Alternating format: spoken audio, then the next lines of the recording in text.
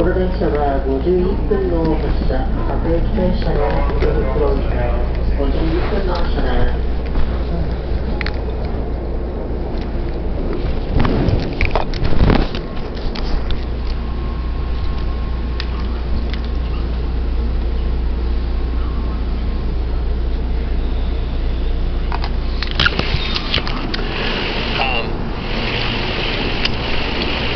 So it's like we have a couple of problems here.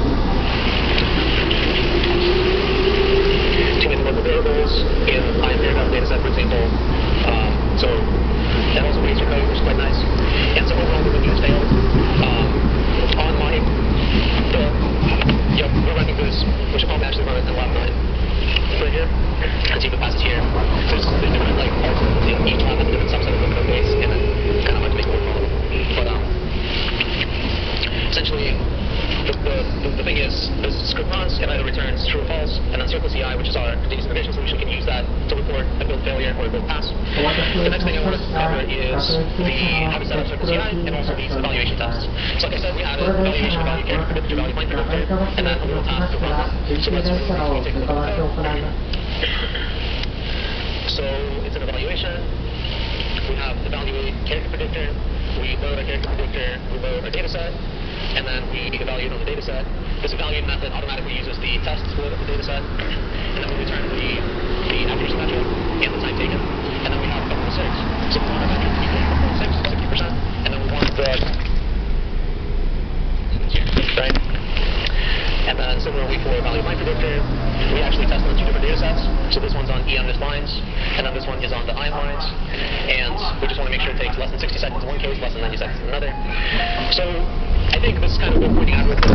Sometimes you introduce changes to your model that doesn't actually decrease accuracy, but it does make it a lot slower to execute. And I think it's important to keep track of both, because you should care about both in a deployed system. So what I like to have is just kind of like have a floor on what's my accuracy and what's my So we've got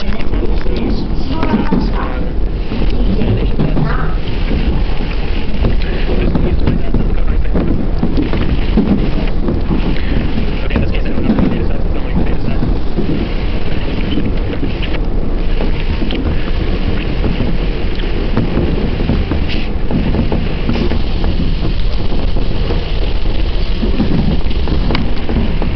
So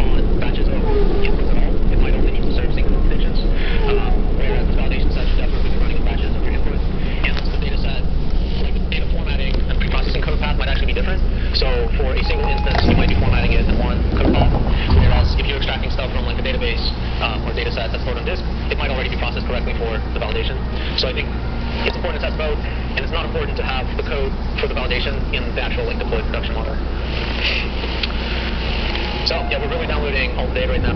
Kind of like that. While it's going, I guess I will just kind of show you what the Circle CI thing looks like. So this is the FSDL Text Recognizer project. If you go to GitHub and you go to FSDL Text Recognizer project and you click fork, it will make a fork of your own, right? And then I made a fork.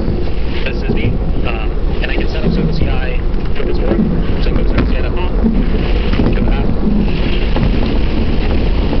and then I want to change it to my personal account, app project, app, right here, and then it asks for like setup, but I really have it set up. We have a Circle CI config YAML, which I will show back in a second.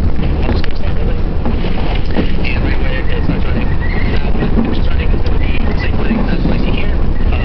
So after the Text Recognizer project, I have the biggest little business success. When I click into it, I can see what actually happened. So it's found the environment, check out the code. So it's this bit. There's no cache, it's not check, dependencies, cache dependencies. Okay, now we're on to linting. So we in the linting, and is found some mistakes.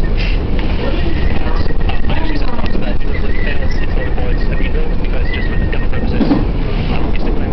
And then prediction tests, which you can kind of review and see like what is the actual output. So we predict to do that here, the confidence level 1.5, the true do that here, the edit distance is 0, and so on.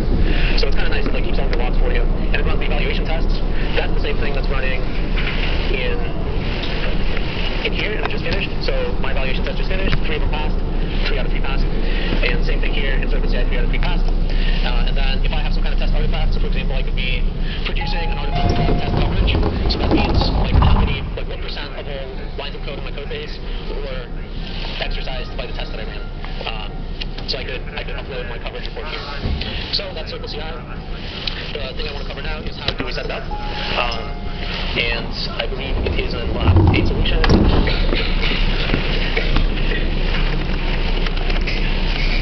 Okay, here, Lab 8 solution. Unfortunately, it's just a file, I believe, maybe here.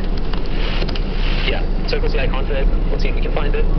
So yeah, I think, do you know if there's a way to show hidden files here? So maybe not. So this file starts with a dot, which hides it in the file browser, which kind of annoying. But it's here, it's in .circleci/config YAML. And the steps we saw was like check out the code, restore cache, install GitLFS, code GitLFS files, install shell check, install dependencies. Okay, then here we go from linting. So we just do tasks with SH, run prediction tests, we do depend run PyTest, and recognizer tests, run evaluation tests, depend run PyTest evaluation. So there's not really much to it, it's just kind of back at the end.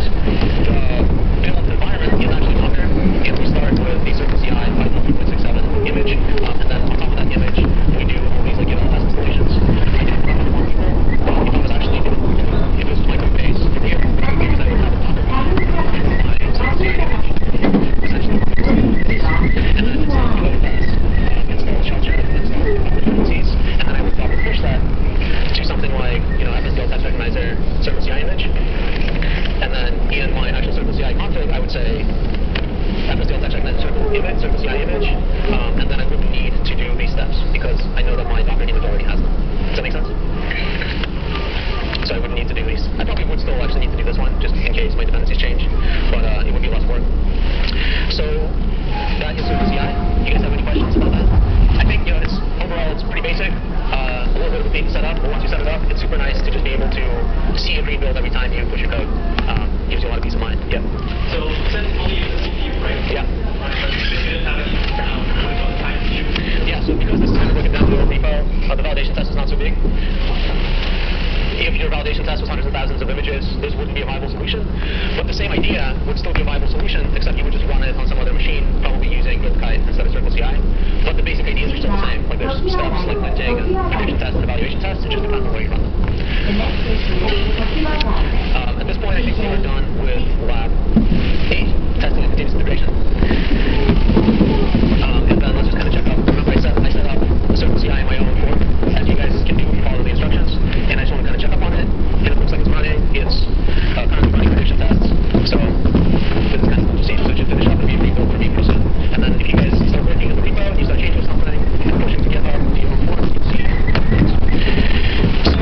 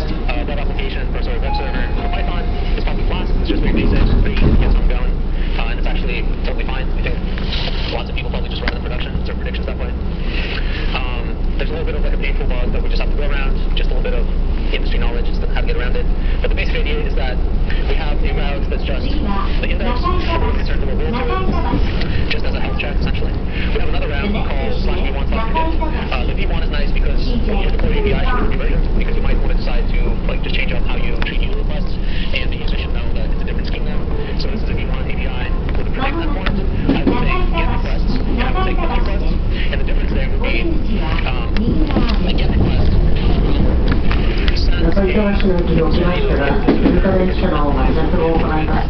image URL equals some URL, so like an S3 URL, and then I will load the image from that URL and return you the prediction. So it's almost like you're looking up the prediction on this other resource. The post is different because this request, the client is actually going to encode the image data as binary data and send the binary data over to the server. Just a little distinction, but they're both using this interface called load image. So basically, if the method of the request is post, then I will try to read it as a base64 encoded image. If the method request method is a get, then I will try to read this image as an image URL. ご案内いたします。この電車は天気中板橋の駅におきまして、通過電車の割りを行います。17時4分の発車です。So let's just go ahead and do that. So click on run API app, that's fine. So it loads up the model, and it says, alright, I got my model loaded, I'm running on this IP address, and please, send your requests. So at this point, we'll open up a new terminal, and we'll go back into FSDL Text Recognize project, Web9. We're gonna export this very different API URL just to point to that web server, and then what we're gonna do is we're gonna make a post request to start with. So we're gonna use curl, which is this kind of HTTP request command. We're gonna make a post request. We're gonna make a post request to API URL /v1/predict to get that endpoint. We're gonna give it a JSON content type, and what the content type is gonna use, we're gonna say, okay, the image is this base64 encoded image, and then we're gonna base64 encode one of our test images, the one that says, or if you use the results. So it's a little bit of a handful to understand, but we're gonna do it, and bam, we got a response back, also JSON, JUC. So we got a response back, also JSON, it says prediction, or if you use the results, which is perfect, and pretty good confidence points here. Now, if I switch over to this terminal, I can see that I got this request right here. So on the 3rd of March, 2252, I got a post request, and I can actually log what the request was. Do you guys have any questions about that? Yeah. So, is there like a currently like what's what kind of sort of like synthetic or how would I trash what the data set? Yeah, the question is, we set something up on our servers, and that when an image comes in, we like cache the computer results, so that maybe the next time someone asks for that image, we just very quickly return the results.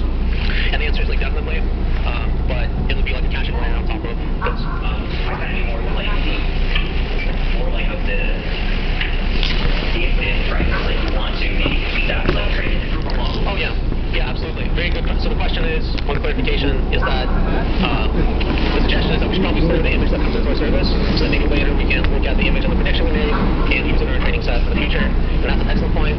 We should definitely do that. We should store the image, like everything that comes in, we should probably store a database,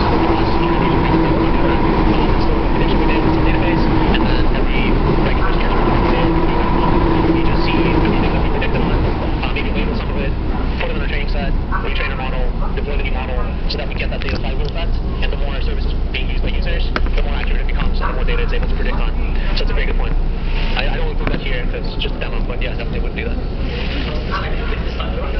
So in the planet, you also be self-driven, but it's also vivid stuff that you do, but it also really has vivid stuff that it's other clever. Yeah, so the question kind of goes back to the Circle CI real quick, and I'll just cover that real quick.